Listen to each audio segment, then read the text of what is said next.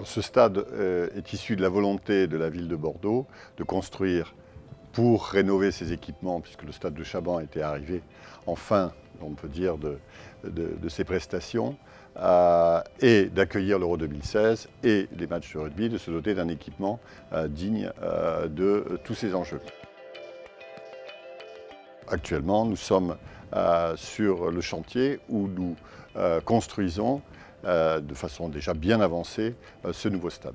Ce stade sera multifonctionnel, donc il accueillera tout d'abord un club résident, qui est le football club des Girondins de Bordeaux, puis des rencontres sportives autour du monde du rugby, puisque nous sommes dans le berceau français du rugby, et également des concerts. Et dans ce cadre-là, effectivement, nous pourrons dire que nous serons la plus grande scène de cette partie de l'Atlantique.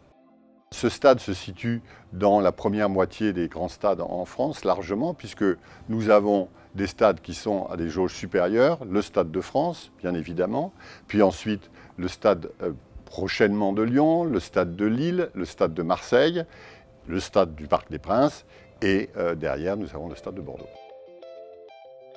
L'économie des clubs de football et de cette activité sportive a totalement changé ces dernières années. Bien sûr, il y a des droits télé, mais il y a aussi des recettes qui sont induites par les matchs et par les manifestations. Et dans ces recettes induites, il y a ce qu'on appelle des recettes marketing hospitalité. Et pour cela, c'est-à-dire accueillir dans des conditions qui sont optimales un public qui est un public d'entreprise, un public de VIP. Donc là, nous avons des espaces loges et des espaces salons qui sont mis à disposition, comme pour le grand public, également des nombres de buvettes qui sont capables de donner des services de proximité de meilleure qualité qu'avant. La construction du stade est très avancée et donc nous voyons déjà la forme définitive largement du stade.